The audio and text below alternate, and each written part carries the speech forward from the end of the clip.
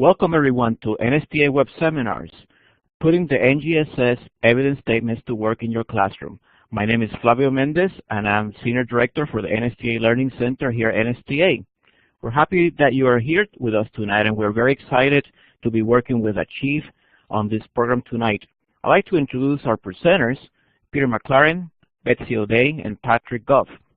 I'm going to be turning now the microphone over to Peter. Peter? Flavio, thank you very much, and thank you to NSTA for partnering with us on this webinar. I'm really pleased to be here today, and I'm also going to mention that I'm joined here in the office by my colleague Jennifer Childress, who is the Director of Instructional Support here at Achieve also. That's going to help facilitate questions that you, the audience, are going to hopefully be able to post via this webinar.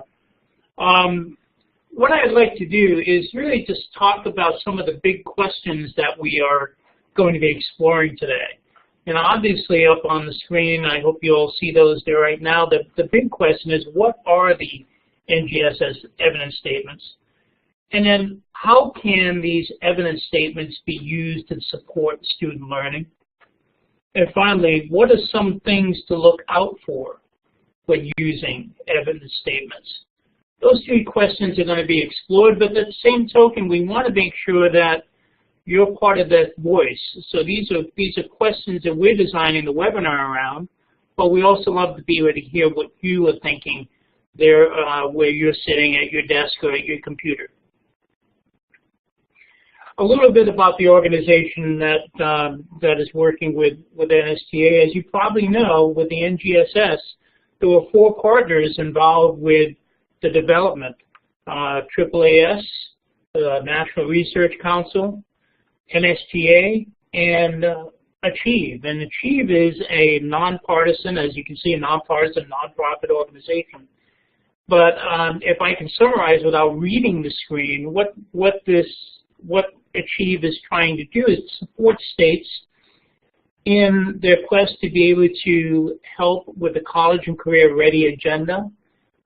We do that in several ways, by bringing together educators and states to convene in terms of meetings and different opportunities to discuss and network, be able to provide technical assistance, be able to bring together researchers to be able to look and explore questions that are being posed to states and to schools. And lastly, and this is really what we're looking at today, is to be able to bring resources at the level at which that states can use. And when we say states, not just at the state education agency level, but to bring it down to the classroom level, those tools and resources that will be able to help educators at all levels be able to work with students and be able to help them prepare for post-secondary and beyond in their academic careers. So what we want to do first, though, is be able to talk briefly about NGSS to make sure that everyone has an understanding of what these standards really mean. And I am very privileged to introduce a colleague of mine that I've worked with several times and look forward to continue working with, Ted Willard, who is the Program Director at NSTA, and specifically he's done so much work with NGSS and NSTA. So Ted?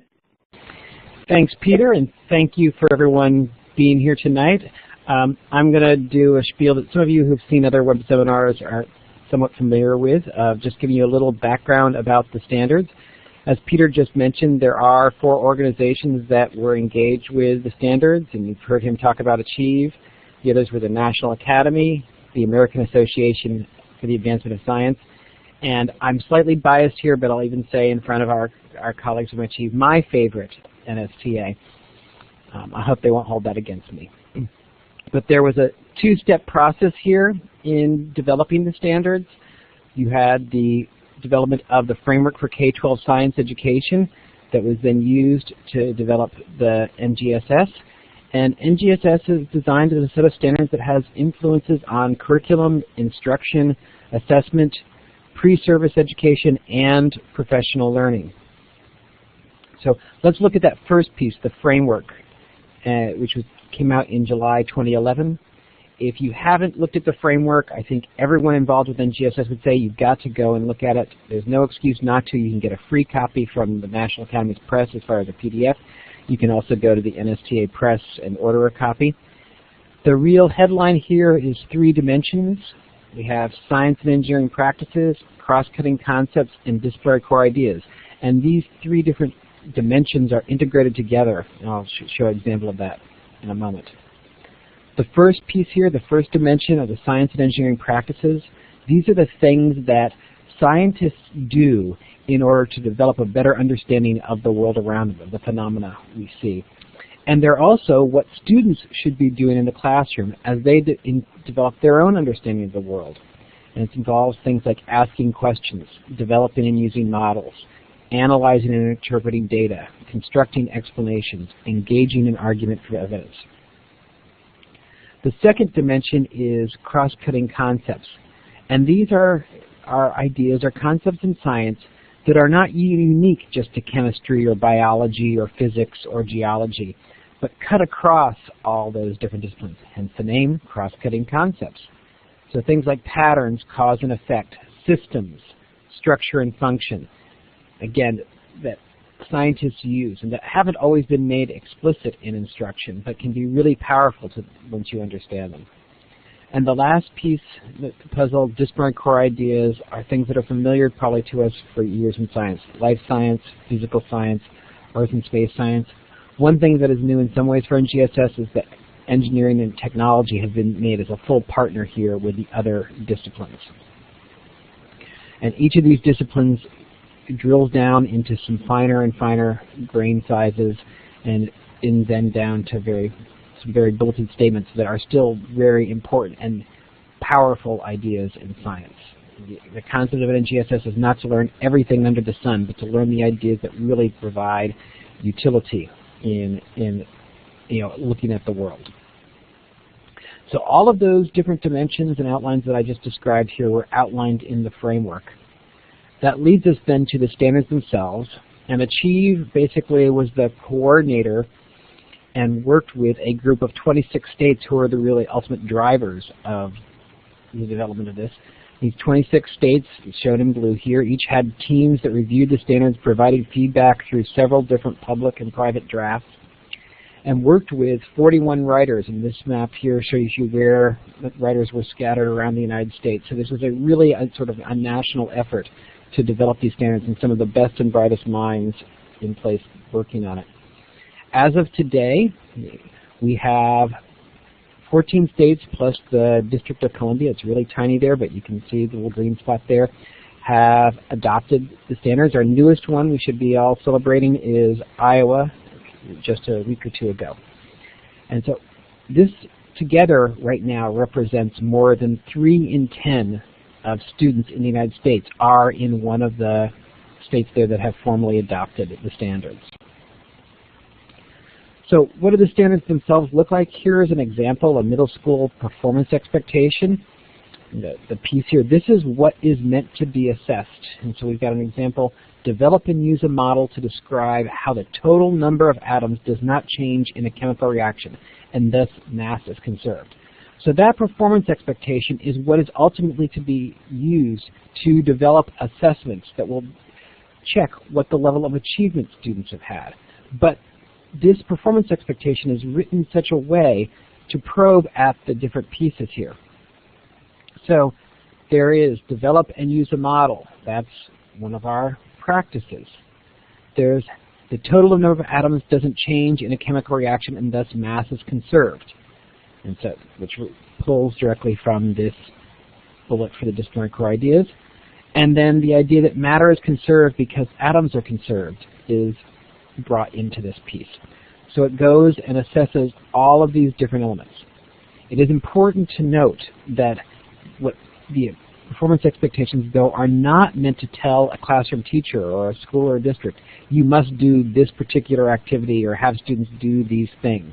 And again, it is what's to be assessed after students have completed their instruction. And so with that sort of picture here, just a little overview of what NGSS is all about, I'll hand things back to Peter and he can take us onward.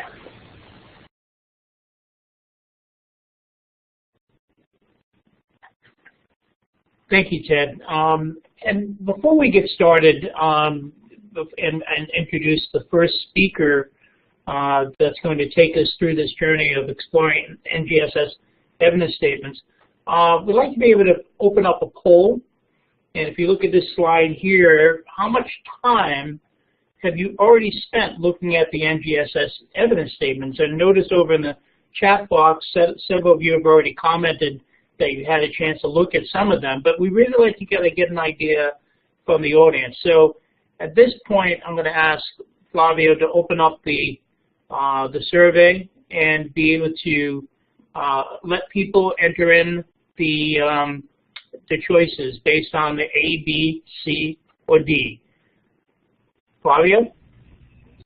Thank you, Peter.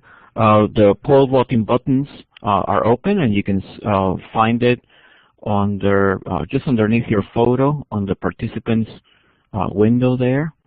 You'll see the letter A on a square, and if you mouse over it, you'll see the 4 options, A, B, C, or D. Let me give you just a few more seconds to respond, and then we'll log the responses, and we'll take a look at how you will respond to the question. And I see that Betsy will be getting ready for her portion of the presentation in a moment. So I'm going to go ahead and log the responses now. Logging responses. And now I'd like to display the responses on the screen. Let's go ahead and move those down a little bit and expand. And I'm going to be turning it over, I guess, back to Peter for so he can comment on the responses provided. Peter?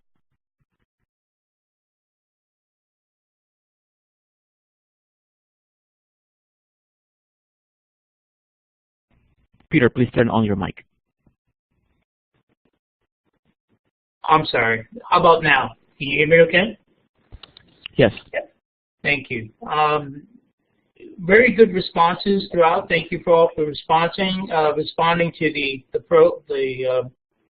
survey. And we ranged everywhere from 42 of you, 22% thoroughly read them, and I'm looking at the survey here. 24% have read the introductory material as well as the evidence statements for your grade level, and a few have glanced and a few haven't read them, and it's fine. We still have 51 or 27% that did not respond to the survey.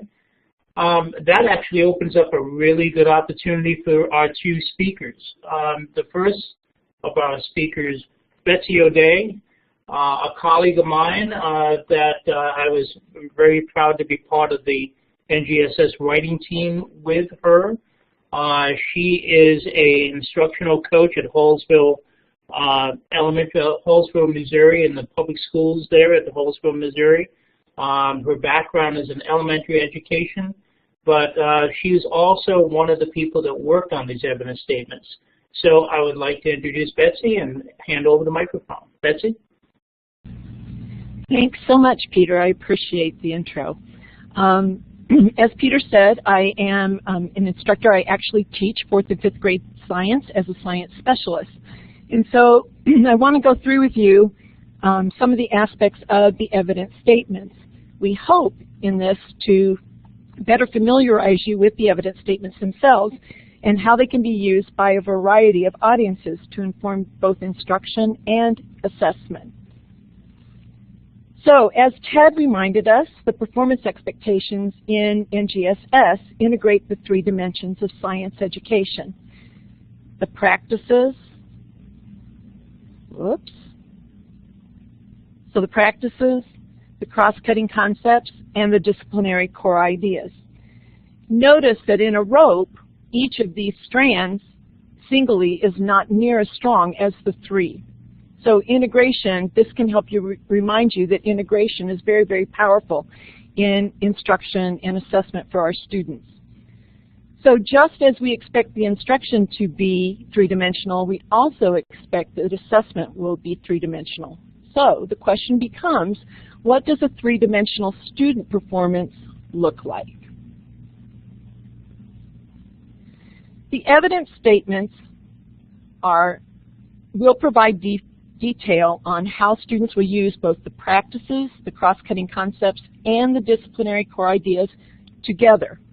We're accustomed in our past experiences to actually assessing these in independent units. Our state assessment, at least, and I'm sure that this is probably true for many of you in the past, assess each one of these components separately, and often the cross-cutting concepts are not assessed at all. So we expect that we can use the evidence statements to see how this can be done in an integrated manner. Some things to note about the evidence statements. They are the same grain size as the performance expectation. They aren't broader in scope or more narrow than the performance expectation. They are intended to provide a clear and measurable components that, if met, fully satisfy each of the performance expectations described within the NGSS. This will show proficiency. It's not going to go beyond the scope. They're also intended to better clarify what abilities and knowledge the students should be able to do at the end of instruction. Remember that for grade levels in elementary or grade bands, we're looking at the end of instruction, not while we're instructing. And it doesn't limit or dictate our instruction. Just as the standards don't limit or dictate our instruction, neither should the evidence statements. They were written to allow for multiple methods and contexts of assessment. So all assessment won't occur in just one way. And also, they're also used to bundling. Just as you would bundle the PEs when you are doing instruction, you should bundle them in assessment as well. So where can you find the evidence statements? It looks like many of you have found them already. They are on the Next Generation Science Standards website under Resources. If you are at the main website, resources are located at the bottom right-hand corner. And please notice that there's an executive summary, the introduction and overview, as well as the grade bands. Please look at all of these because they will be helpful for you. So let's look at the purposes of the evidence statements. They are going to describe what teachers or assessors would observe, not infer. This is the observable evidence that a teacher or an assessor would actually see and or measure when assessing students' performance. They can be viewed as a magnification of the performance expectations. Remember that they don't go beyond the scope of the performance expectation. They're just more detailed guidelines. As such, they'll provide specific observable components of the student performance that would demonstrate integrated proficiency for 3-dimensional learning. It's going to be using the practice to demonstrate understanding of the disciplinary core ideas through the lens of the cross-cutting concepts.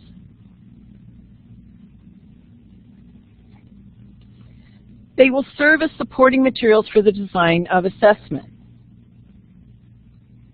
And as a vision, we had that educators and assessors would see how these dimensions can be assessed together rather than independent units or sections, what the knowledge underlying each DCI, how science and engineering practices provide a structure that makes student thinking visible, and how cross-cutting concepts deepen students' understanding of phenomena.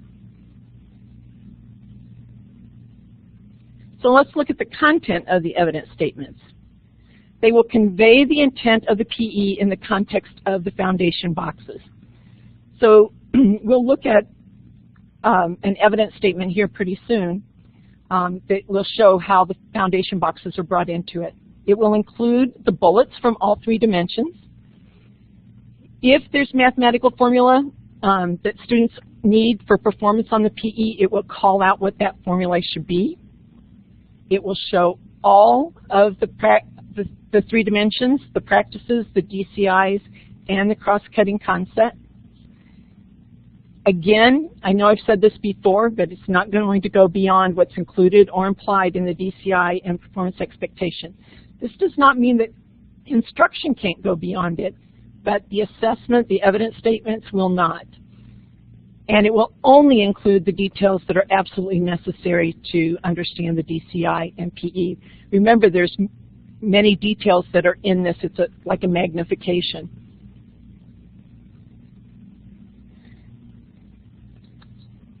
So the evidence statements were developed specifically for each performance expectation. They're organized by the science and engineering practice, and they integrate all the dimensions, and all of them are developed specifically for the performance expectation that they're aligned to. So let's look at one. MSLS17. So the performance expectation is right here. Develop a model to describe how food is rearranged through chemical reactions, forming new molecules that support growth and or release energy as this matter moves through an organism. So notice that we've highlighted in blue the practice, in orange the disciplinary core idea, and in green the cross-cutting concept. So just as the standards have the foundation boxes, so do the evidence statements. It will start with the performance expectation, and then it will include the foundation boxes that are linked to this performance expectation, just as you find them in the standards. So in this case, the bullet that's linked to this particular performance expectation for developing and using models is to develop a model to describe unobservable mechanisms. These are the DCIs that go with this, and the cross-cutting concept is this bullet of energy and matter. Matter is conserved because atoms are conserved in physical and chemical processes.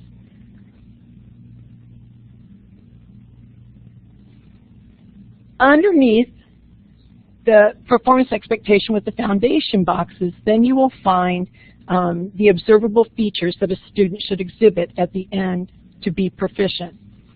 The blue practice language is generally found in the top level bullets for each category. So we're going to look at the template here in a minute so that we can check this out and understand this a little bit better. But you'll also see here where we have highlighted the cross-cutting concepts, and then here the DCI. So for each one of these, you will have all of them highlighted, or they're at least all called out in our examples. So this is the scientific model template that goes with the previous evidence statement that we looked. So as stated before, the performance expectations describe ways that students can demonstrate their understanding of content and concepts by using a science or engineering practice. The framework states that participation in these practices also helps students form an understanding of the cross-cutting concepts and disciplinary ideas of science and engineering. Moreover, it makes student knowledge more meaningful and embeds it more deeply into their worldview. So the practices are the vehicle by which students' thinking is made visible. So for this reason, the evidence statements were developed using these as the organizing structure. So for scientific model template has three parts to it, components of the model, and the students define and clearly label all the essential variables or factors within the system being modeled. And when appropriate, students describe the boundaries and limitations of the model. The second thing is the relationships. Students will describe the relationships among the components of the model. And then the third section are the connections. Students connect the model to causal phenomena or scientific theories that students then describe or predict using logical reasoning. So let's look and see how that is incorporated into the evidence statements for MS LS1-7. So So to start with, here in this section, we have the components of the model. To make sense of the phenomenon, students will develop a model in which they identify the relevant components for describing. So this goes along with the bullet that's found in the foundation box to develop a model to describe the unobservable mechanisms. Notice how this highlights again the cross-cutting concepts of energy and matter, that matter is conserved because atoms are conserved in physical and chemical processes.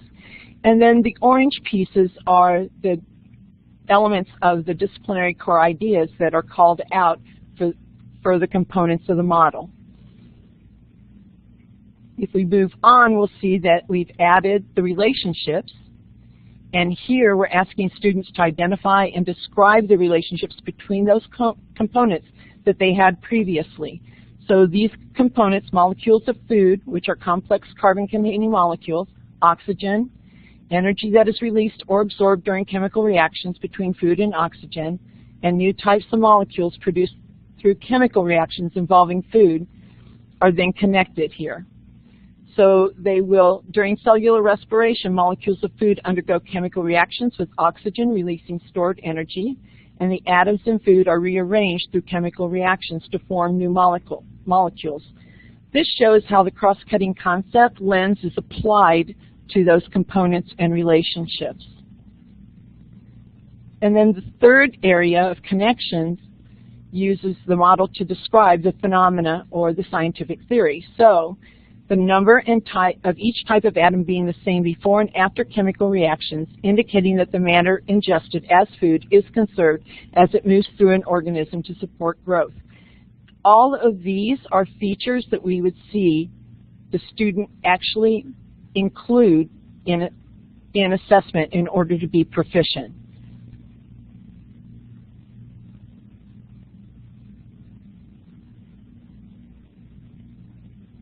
So you notice that we used a template to put these together. I want to go back and say a couple of things that I forgot over here. One is that while these are numbered right here, these components are numbered, 1, 2, and 3, that does not indicate a sequence. It's important that we understand that. It also doesn't indicate any DOK levels. So there's nothing that indicates that we are changing DOK levels or any kind of sequence. These are just the observable features that a student would have.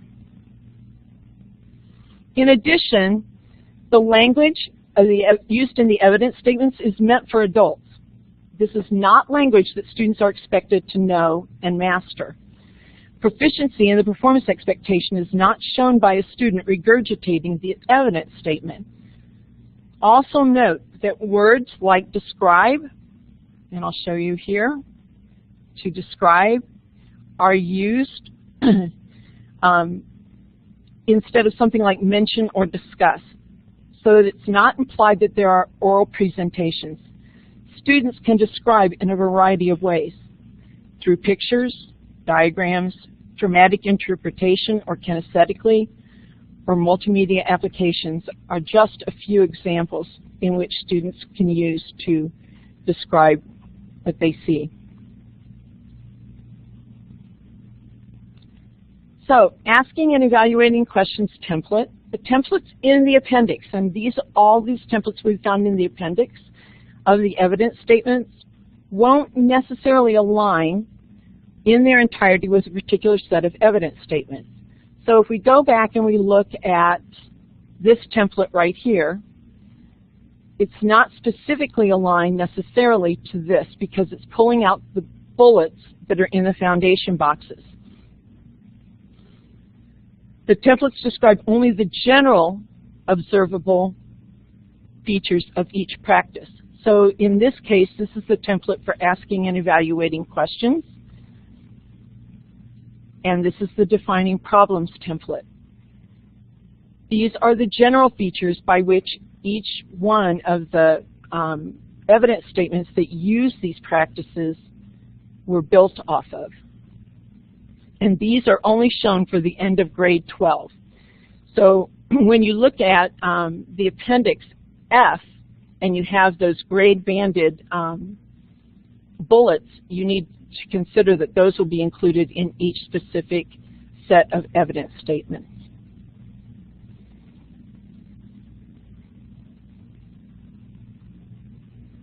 Oops. Specifics of individual practice elements as they relate to the different PEs as well as the different levels will be found in the individual evidence statement. So in other words, the evidence statements will use only the parts of the practice template that are appropriate to describe the particular practice as seen here.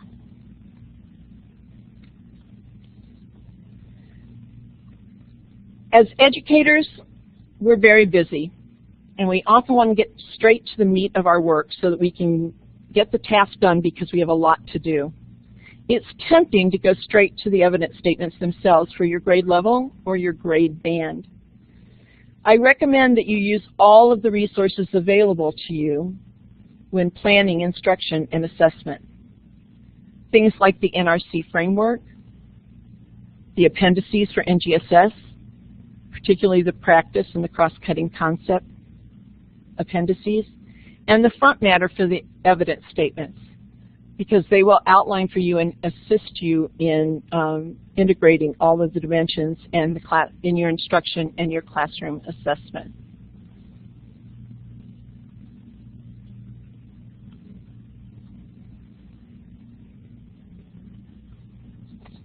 So while each performance expectation has a specific set of evidence statements, it's not intended for the PEs to be assessed individually. You would bundle in the same way that you would bundle instruction, you're going to bundle in your assessment, and more on that will be later. So I think we'll pause for a couple of questions. Yes, thank you, Betsy. That was wonderful. We did have a few questions, and we're just going to take a couple right now and move along on the webinar. I'm sure that people are using that chat box very efficiently.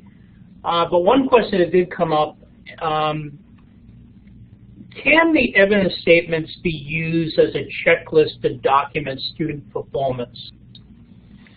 So it is not intended for them to be used as a checklist. It helps us to inform, but it's not a rubric, it's not a checklist, but it does give us an idea of how those assessments would be, what that performance would look like from a student. Thanks, Betty. Betsy, in your experience, what would it look like in form of student work? Well, it would take a variety of forms, obviously, because in assessment, especially in my classroom, I'm not going to necessarily be doing paper pencil. But what I will be doing is looking through the lens of a practice. What do students, what are they able to do? What observable features should I see that integrate the disciplinary core ideas with the practice through the lens of the cross-cutting concept? And I know that we have a little bit of some examples towards the end that we'll talk about in more detail.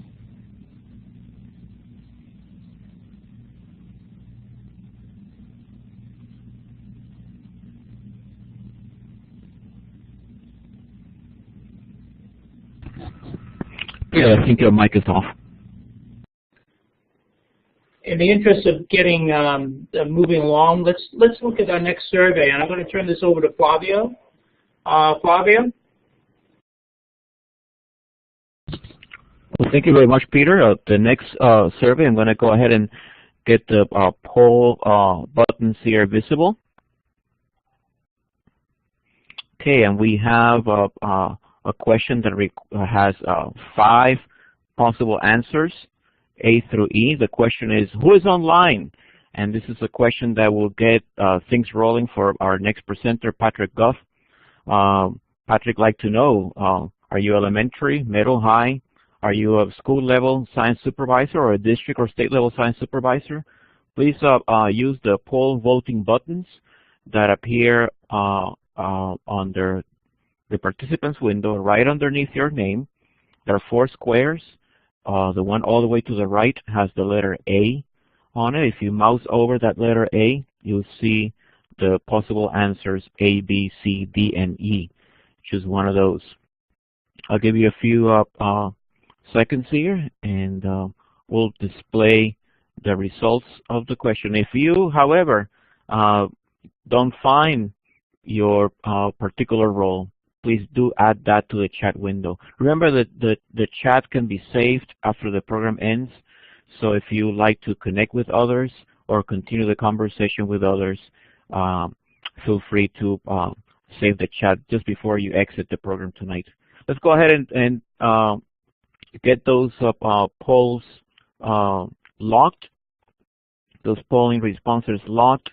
Let's move the slides one up so that I have some room here to publish the results. And here are the results from this question. And I'm going to, before we turn it over to Patrick, we'll turn it back over to Peter so that he can introduce Patrick Goff. Peter? Thank you, Flavio. And again, we've got a real diverse audience out there in terms of their role in teaching, and it's good to see that just about everyone is represented. I know that a lot of people haven't responded. That might be maybe we don't have the item up there that that really captures your role, but looking over in the chat box, there's some interesting roles that are part of this online discussion. So thank you for your participation. At this time, I'd like to introduce a colleague that many of you probably know from NSTA. He's been a regular on Twitter chat, and he's been doing a lot of work around NGSS from Beaumont Middle School in Lexington, Kentucky. It's my pleasure to introduce Patrick Goff. Patrick? Hello, everybody. Hope you can hear me and it's okay. I'm excited to be here and talk with you all. When you look at this slide here for the evidence statements, what they're not to be used, Betsy did a great job of describing a number of these, but just like to go back and just highlight a couple of them. And if you look at the second bullet, these evidence statements are not set to go from easiest to hardest. They're not increasing in your depth of knowledge just the way they're set up. So don't think that the first one is the easiest one. Just look at how they all bundle together and come together. You can look through there down the fourth bullet. Again, we're not trying to set up the sequence of instruction with the evidence statements. They're there for more as a guide. They are not to set up your instruction, though. Now, how can they be used? This is the best question, right? You talk about how should we use them. And the first bullet there is, I believe, is really big. You heard Ted talk about at the very beginning. You really need to read the framework so that you can understand the underpinning of the evidence statements, the hows, the whats, the whys. It just really does help. Second bullet, you can kind of see what they're talking about, the assessment. Since evidence statements are meant to show or to help you gather evidence at the end of instruction of whether the students have met proficiency, then they are pretty good at using to just help design your summative assessment. Because you want to design it and have, look, what evidence am I going to be able to get from my students from this summative assessment to help me determine whether they've met the level of proficiency for that performance expectation. You can read the other two bullets there. We're talking about we really are using them to guide the assessments, so we can use them for a summative. You can go down there to the bottom one. Using with the rubric, they could be a starting point for a proficient level, but you really need to work on the wording of that to make it so it fits the proficiency level. Here on this slide, we want to highlight, again, I know we've been saying it, but we really want people to understand that the evidence statements are to detail what students should be able to do by the end of instruction. By the end of instruction. We keep coming back to that. The evidence statements should not be used to plan your instruction, but again, like it says, it's to validate it. It's to make sure that what you're putting out there is going to allow you to see the evidence from the students that they are meeting the level of proficiency. Again, not a curriculum. This is not a curriculum. the last one down there. We want to bundle them. You're not going to tease out one little piece of the evidence statement. You're going to be getting multiple pieces. So as the students are doing the assignment or the assessment, you're going to be looking for multiple pieces. You're going to be gathering multiple pieces of evidence.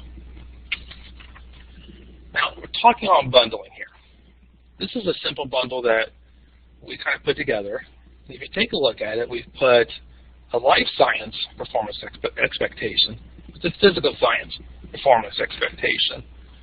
Previously, I know where I am at, life science would have been taught one unit, physical science would have been taught in another. But with the adoption of the next generation science standards, we're now trying to look, how can I teach through a phenomenon? And if you look at these two, they would help you if you were trying to go through digestion and cellular respiration. So you can see we're going to be talking about energy release in the life science and chemistry. Those are going to go together. Here are the evidence statements from those two performance expectations. Why don't you take a few seconds here and look over those, and can you see the similarities that come out between these two performance expectations? Just going to give you a couple seconds just to look at that.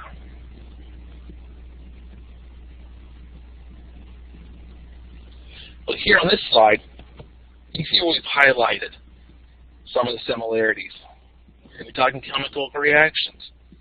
You're going to talk products and reactants. Talk conservation of matter. And if you look, you can see those phrases are showing up in both sets of evidence statements. So it makes sense that as you bundle them together, you get one piece of evidence. It might be able to meet both of those sets right there. Now, how can we use these to support student learning? Do you all have any thoughts on what we could do? Maybe you could put them in the chat box there, and maybe Flavio can put one up on the screen there in a minute. Well, thank you, Patrick. I'm going to empower Jennifer to access the screen, and she volunteered earlier to work on adding some notes to the screen. Jennifer, you should have access to the tools now, and I'll turn it back over to both Betsy and Patrick on the mic.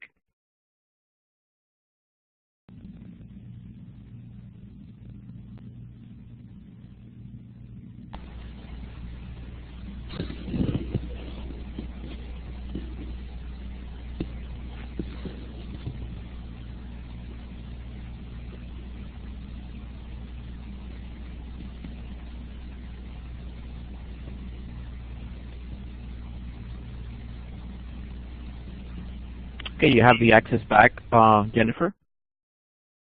And Betsy and Patrick, if you could give a little more guidance to our participants as to what should they be responding to on the chat for them.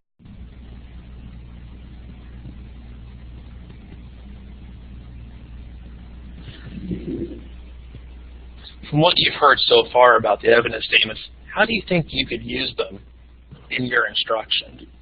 If you have a thought, put it in the chat box, and hopefully Jennifer can grab it and put it up on the screen for us.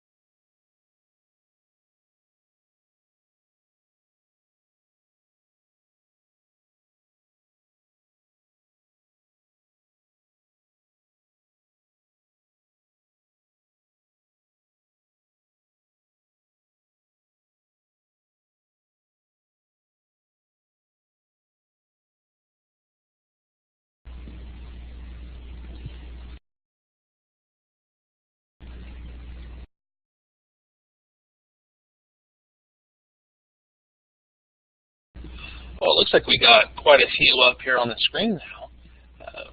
One of the ones that I know I'm enjoying, if you will, is that I like how it's helping me inform what I'm teaching or how I'm putting stuff together.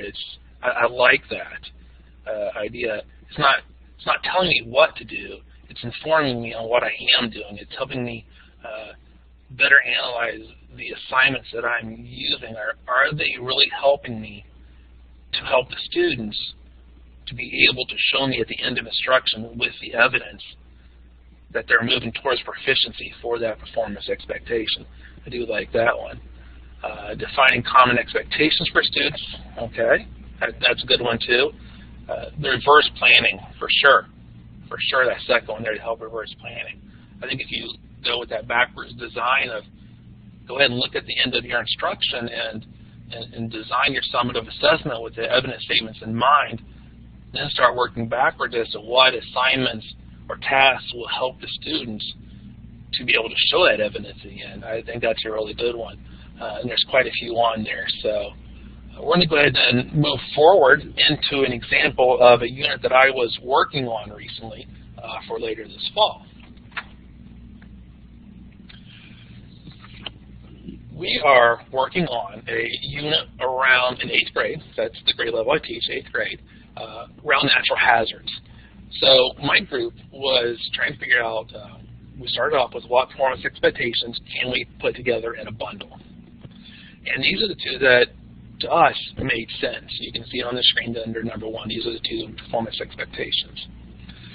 Then once we had that bundle put together, we went through, and it took quite a bit of time, to be quite honest, but we decided on the phenomena that we wanted to use a center this topic around to try and help, get the students excited, get them interested, get them to want to ask questions about natural hazards. So once we had kind of gone through there, what we did is we really back and we looked at the associated evidence statements because we wanted to start with a summative assessment in mind. So we decided we need to read the evidence statements and see what do we need to be looking for appropriate evidence to show that our students are at a proficient level. On this slide, you can see the two evidence statements packets here. And on the left is the first statement, the first performance expectation, and we got the second on the right. So we were trying to look through these. What do we need to be looking for in our summative assessment? Once we had reviewed them, talked about trying to see what do we need, what would the students be doing? What would they show us? Our group then decided on a summative assessment, a culminating assessment there. And once we designed it, we looked at that again to really see, will the students be able, as they do the summative assessment, to give us evidence from those statements to show that they are at that proficient level. Once we had that in mind, we started going backwards and thinking, okay, what assignments do we need to put in here to help the students gain the ability so at the end of instruction, that they can show us the evidence. We can gather evidence from the different assignments they do. And Betsy gave a great list at the beginning of different types of assignments, from a paper and pencil to an interpretive dance that could be done, that you could gather evidence from the statements. But that evidence has to be observable. We can't infer it. It has to be observable. Once we get our sequence complete, this is a work in progress on this unit, but once we get it complete, we're going to go back a third and a fourth time and really go through it and see, are the assignments, tasks that we have, helping build, lead to the end where the students then will be able to show us that level of proficiency, and we'll be able to tell that by the evidence they give us. So there's some really interesting things when we start going through that and we start looking at assignments and trying to see, is it really helping us or is it something that we just like to do? So we're having some very hard discussions about that very idea right there. We did not use the evidence statements to design our sequence. We did not use them to put them in order. What we used them as a guide. We would do assignments and then kind of, are they helping us gather evidence for this? So again, it didn't help us put our instructional sequence in order. It kind of helped us to look at them and then decide what was going to be going on in there. So our next slide here are what are some of the challenges that are going to be happening as we implement it here. One of the first ones that I see is you need to be able to read the front matter. The front matter is really going to be important. It's going. Hopefully, we can. I think Jennifer's going to be typing some of these on here as we go.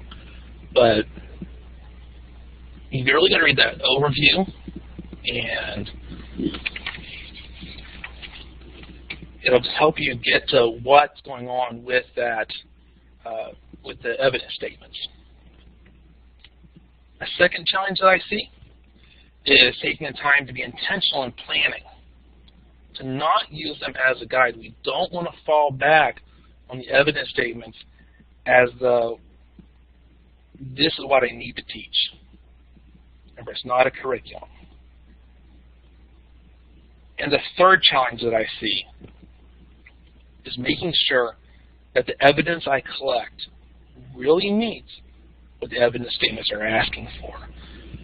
Did I set up the assessment? Did I set up the assignment to help or to gather the right types of evidence that will show me, are my students meeting that level of proficiency necessary for the performance expectations? And I think here we're going to pause for a couple questions. Is that right, Flavio? Yes, that's correct, Patrick. And as we did before, we're going to defer to Peter to moderate the questions. Peter? Thank you, Flavio. And I just wanted to celebrate the comments that are going on in the chat box, especially around the possible uses for evidence statements. It's really dynamic over there, some really good suggestions. One question that did come up, this is actually for Patrick and Betsy, is do you know of any resources that suggest ways and how to bundle the statements? Are there any resources that you have used that might have given some guidance that you might be able to suggest?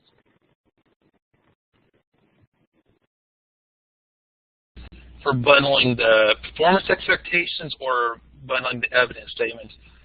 If it was for bundling the performance expectations, I'll be honest, my group that I work with here in the county I'm in, we had a lead group of 9 science teachers from the middle schools, and we sat down over a few days and kept looking at the performance expectations and seeing what are there overarching phenomena that we could then bundle certain performance expectations to go with that phenomena, and then the evidence statements would kind of go with that. So I guess to answer the question, is there a resource? I'm not sure. Maybe Betsy could talk about that part. I also am not sure that there are very many resources. I think that the recent book that Roger Bybee has out on, I think there's one that talks a little bit about bundling, but it's not specific necessarily to what bundles or how you would do that. For me, it's similar to Patrick. I'm by myself. I am the only science teacher that teaches this level in my district.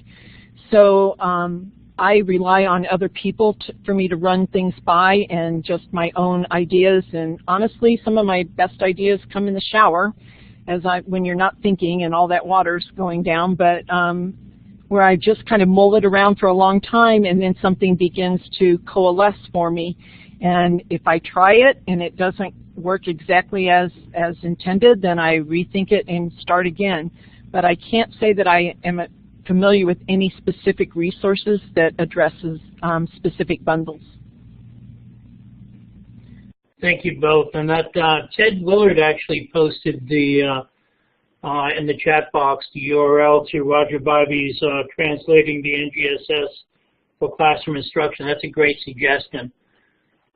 Just one more question that I would like to be able to pose to you. What strategies can be used to convince teachers that they are not supposed to perform the PE as a classroom activity? This is a great question because it's a paradigm that it seems that we need to constantly have to address. So do either of you or both of you have some suggestions?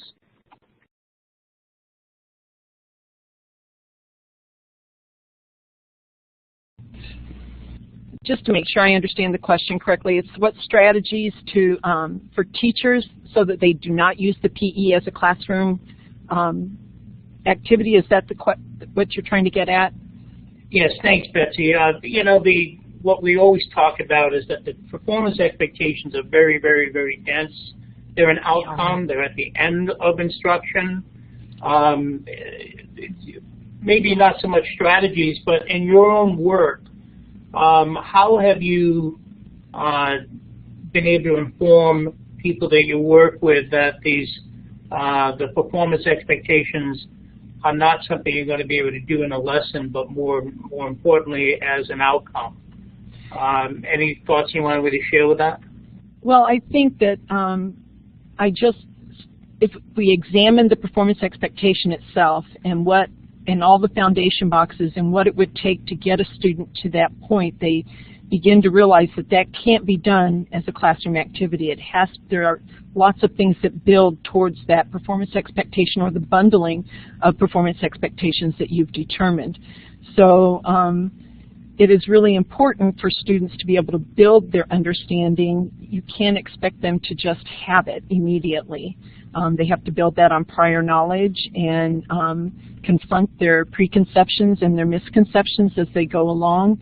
And all of that takes time for you to get to that point where that performance expectation can actually be assessed or look at those observable features of what that would look like. That's a great point, Betsy. And I think that when you really get a chance to look at the evidence statements and show all of the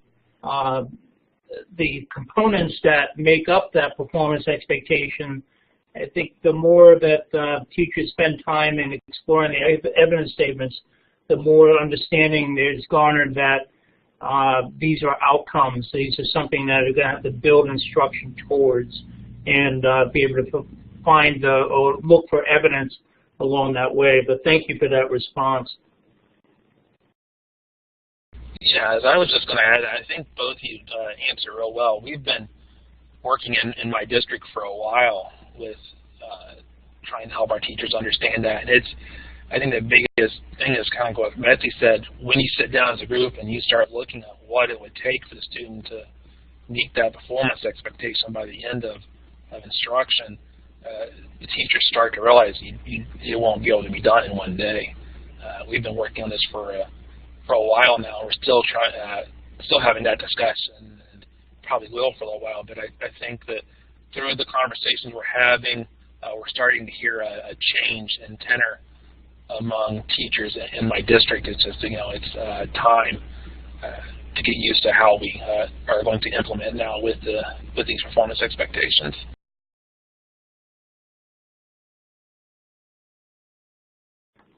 Thank you, Patrick.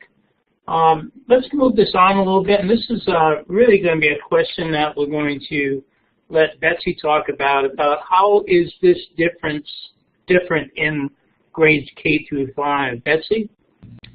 Okay, there are a few things that we need to look at in K-5 that are a little bit different than the upper grades.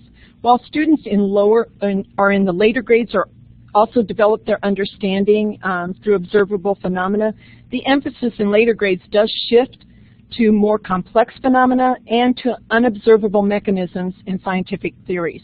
So in K-5, we're really looking at students building their understanding of all three dimensions by interacting with directly observable phenomena. In addition, well, let me give you an example of that. So in K-5, students understand that plants need water and light to grow, but in 612, they're responsible for understanding how photosynthesis and cellular respiration support water and light to allow plant growth, the mechanisms that go with that. We wouldn't expect a K-5 student to be able to understand that. The PEs, the performance expectations, contain language that may have different connotations when they're used in science versus non-science contexts. Additionally, the disciplinary core ideas, science and engineering practices, and the cross-cutting concepts, and therefore the accompanying language is often new in elementary grades. So there was a lot of care taken in providing clarifying examples in the K-5 evidence statements. Make sure that you understand that these are not prescriptive, they're not exhaustive, but they may help clarify the meanings in the evidence statements and provide guidance where extra professional development might be helpful. I think that's really important so that K-5 teachers understand exactly what we meant in those statements. So, as Patrick said, there are many challenges in using the evidence statements. They describe what students must be able to do because they represent what proficiency looks like on the different parts of the three dimensions when used together.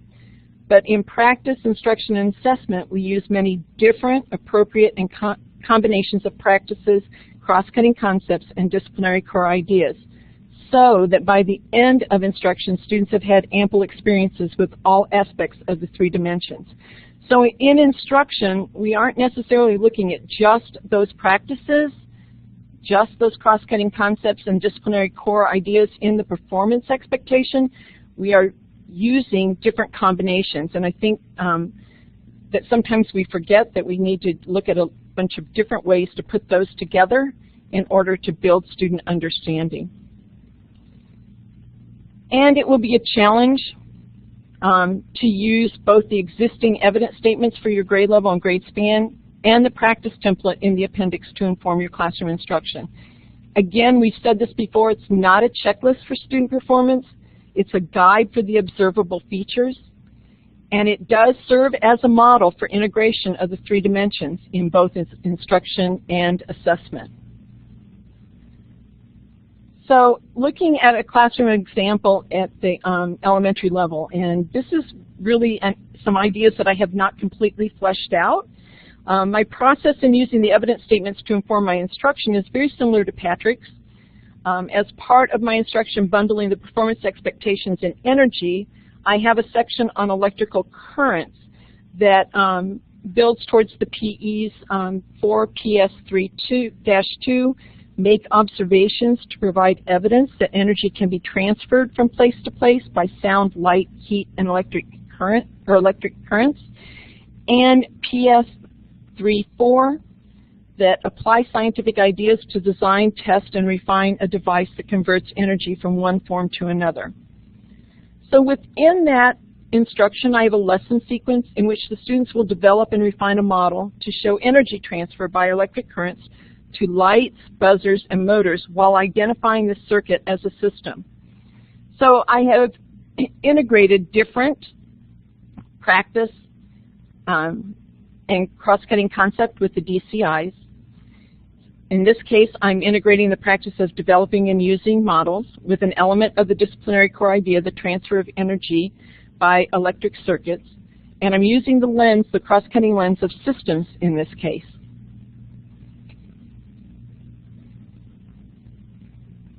I know that throughout the year, students will be responsible for showing proficiency in all of the performance expectations in 4th grade. So in those PEs, in all of them, there are 3 that use the practice developing and using models. They each focus on a different bullet for the practice. So 4LS12 focuses on using a model to test interactions concerning the functions of a natural system. 4PS4-2 focuses on developing a model to describe phenomena, and 4PS-41 focuses on developing a model using an analogy, example, or abstract representation to describe a scientific principle. Because of this, I want them to have experience with this practice in different contexts. So to ensure that this lesson sequence allows me to get some the necessary observable evidence, I go back and I look at the model template. I can also look at the evidence statements for the reference PEs that use the practice to give me further information about the observable features integrated with the DCI and the cross-cutting concepts as a reference point. So I want to see if what I'm doing in instruction, I can also, that I can get observable evidence if I design an assessment around this. So if I'm looking at systems and how systems would be integrated with this or through that lens, I can look at the evidence statements for these two PEs, construct an argument that plants and animals have internal and external structures that function to support survival, growth, behavior, and reproduction, because systems is the cross-cutting concept that's identified for this performance expectation, as well as in this performance expectation, use a model to describe that animals receive different types of information through their senses, process the information in their brain, and responds to information in different ways. So I can look at how the systems as a cross-cutting concept lens is integrated into the evidence statements to see what that looks like with my instruction and any assessment that I do there. So that's just a small portion of what I'm doing with this. Like I said, it isn't completely fleshed out yet. This will be part of a larger energy unit that will use other PEs as well in the bundle. But this particular section, it's very large. When you bundle those PEs, there's quite a bit in that that are covered in that energy piece. And this is just a small portion of what some of the things that I'm looking at to inform both my instruction and whatever assessment comes out of that piece.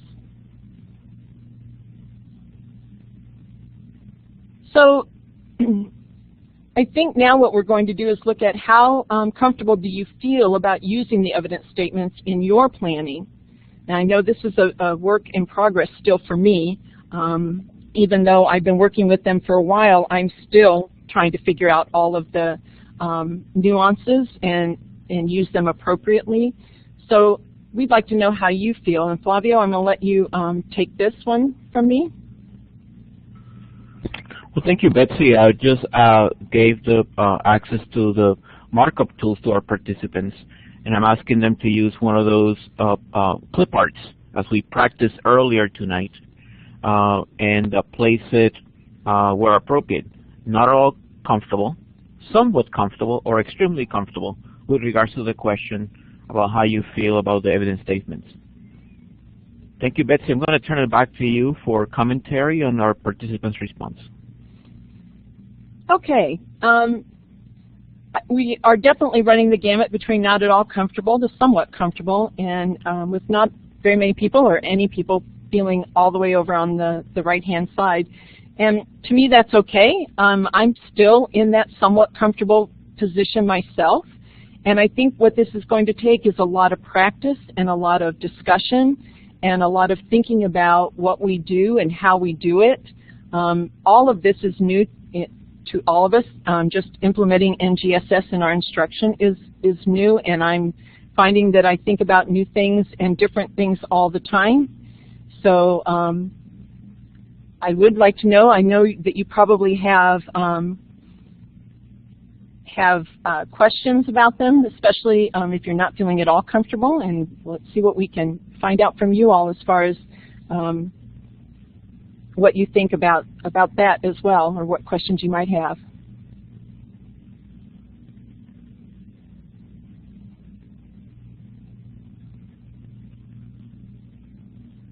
Well, and I'll be honest, I'd have to put myself right in the middle there, the somewhat comfortable. I know the evidence statements have just not that long ago been released, and it's just time. It's just going to take us time. Conversations across within your PLC, within your school, and so on.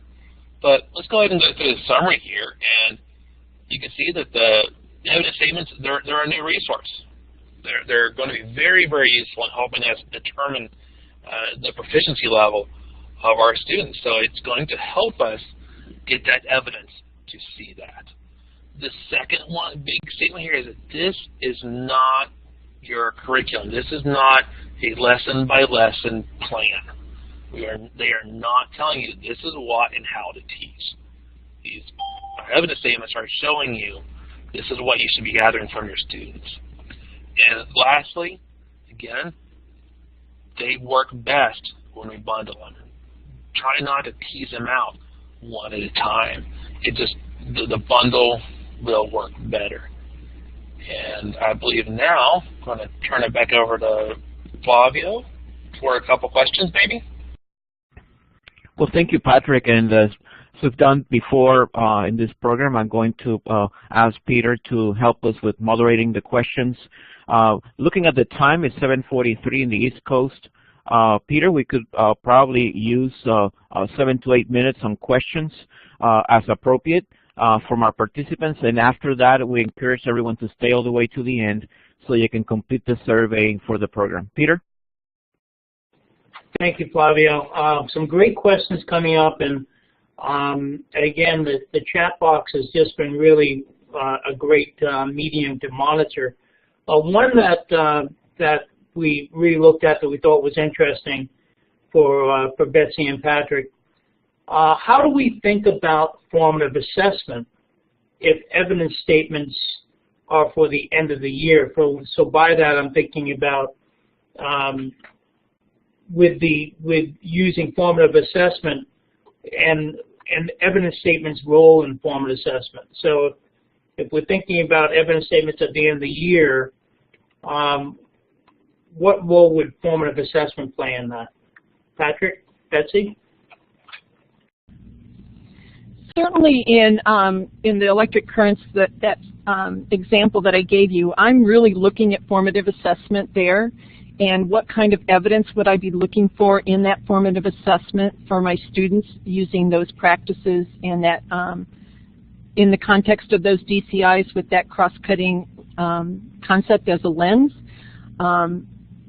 I want to get my students ready for that end of the year, so I want to make sure that when I'm planning and I'm looking at my my instruction, that I go back and I look at those evidence statements and make sure that integral into my formative assessment and in my instruction, it would get those, it would elicit those observable features from my students.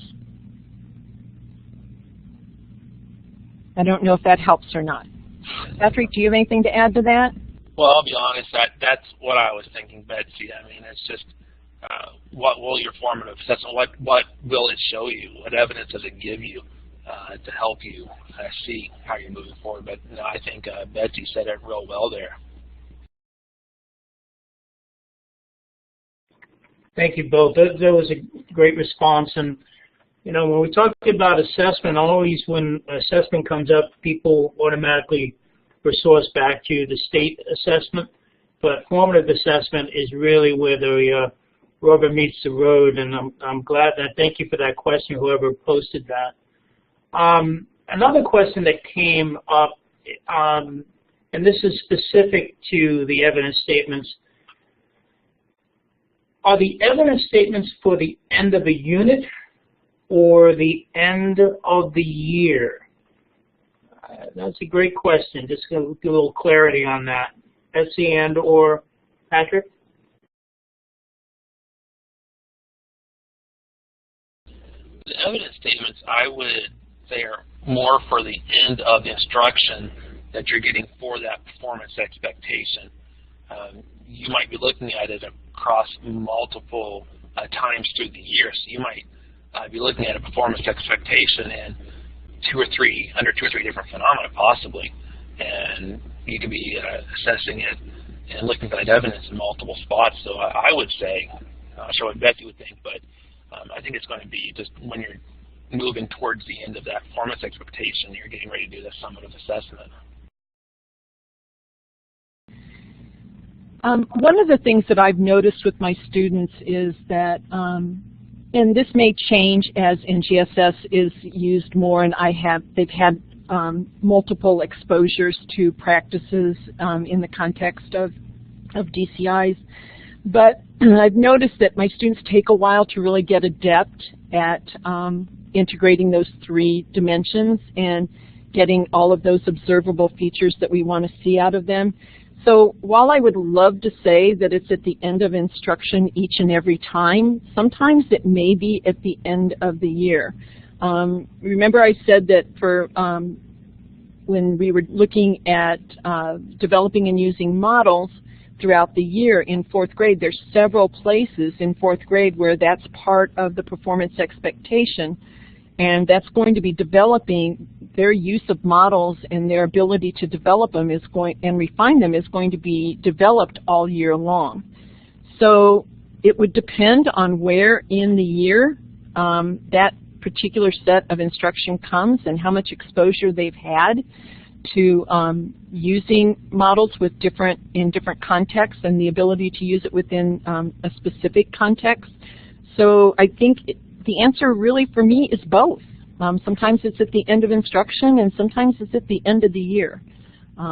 Definitely the end of the year, you would expect them to be proficient in all of them, but sometimes that comes sooner at the end of instruction, depending on their exposure and where they have been.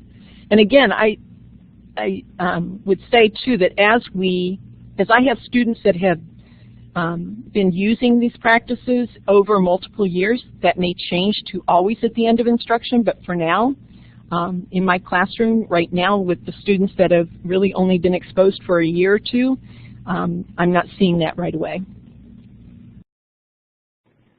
Thank you, Betsy. Thank you, Patrick. I guess it'll be the last question that we'll pose forward.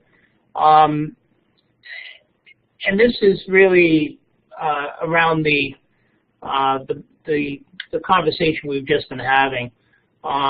A participant wrote, am I right in thinking of evidence statements as being related to assessment rather than instruction? And I guess it might be read more about being related more to assessment rather than instruction.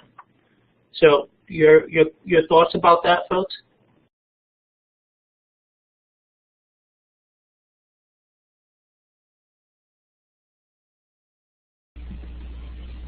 Well, just make sure I understand it right. So are the evidence statements more for the assessment? Is that what we're asking instead of your yeah, that's what I'm reading here. Let me just read that again, Patrick. And I'm quoting this now. Am I right in thinking of the evidence statements as being related to assessment rather than instruction?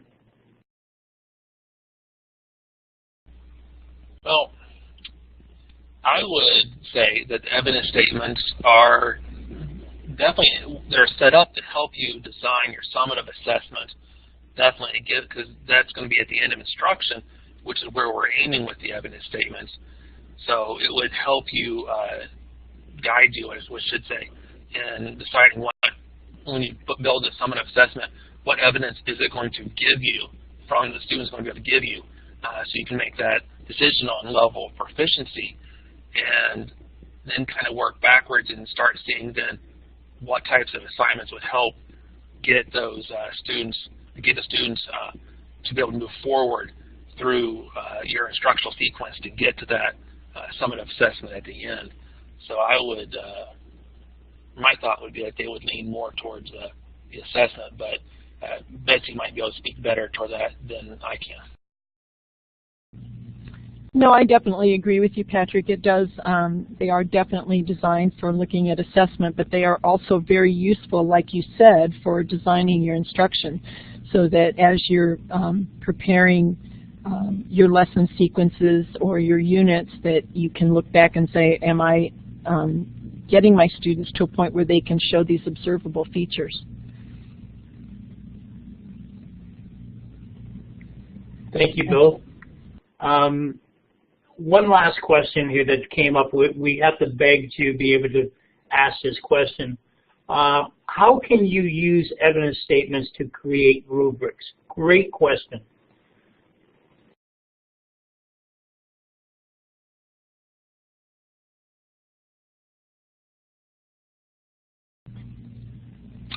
Wow, and I'm not sure I have an answer to that, to be perfectly honest. I think that they will be useful. I haven't yet tried it myself, so I'm not sure I have any great strategies. It's certainly something that I will start, but there definitely needs to be a context to create your rubric, so you cannot just use the evidence statements by themselves. You need to be looking at your instructional context and how you're doing that. So certainly when you put together a rubric like you would normally put together a rubric, you would also go back and look at the evidence statements to see if you've included observable features as outlined in those statements. I don't know if that helps any, but I have not yet practiced with that, so I can't say that I have any tried and true strategies, but I would start with the rubric that I normally would do and then use the evidence statements to help inform that process. I should jump in here and say to the audience that these questions are not, these are questions coming directly from you, so we're really putting Patrick and Betsy on the spot because these evidence statements are still relatively new. And one of the beautiful things about being an educator is the ability to innovate and to collaborate and to really reflect on some of the strategies that you're using. And so Betsy's point was really one of those areas in which that it really comes out of more of an understanding of the evidence statements, the more you use the evidence statements, and how that's going to be able to translate into rubric design. But for points well taken, you can't just use these evidence statements as the rubrics. There has to be some good reflective thought. So thank you for that comment, Betsy. I think we're about running down some time right now. So what I'd like to do is turn this back over to Flavio. Flavio, are you there? Yes, I am. Thank you, Peter, Betsy, and Patrick, and to our participants for great questions. Going to be a take over here, the driving spot, and really thank our presenters, the team from Achieve, Peter, Jennifer, Isabel, and our presenters, Betsy and Patrick. Also like to thank my colleague Ted Wheeler from NSTA, who provided the introduction to NGSS. It was really a great effort and enjoy working with you. And to our participants who kept the questions going all night, and the community, the collaboration on the chat window is very rich. To save the chat, you can go to File on the top left corner of your screen, and then select Save, and then Chat, and it will be a text file that you can keep on your drive and print and read later. Very rich. So last remarks, again, thanks to our sponsor, Achieve, for the opportunity for the seminar, and reminder that we will meet again next week, also beginning at 6:30 on another topic related to NGSS, sponsored by our friends from Achieve. And to our team from NSTA, who supports web seminars and NSTA management, thanks again for all the support that you provide. At this time, I'll be turning off the recording. Remember that you can watch this program as an archive, and those of you who are watching the archive, thanks for participating in the program. Good night.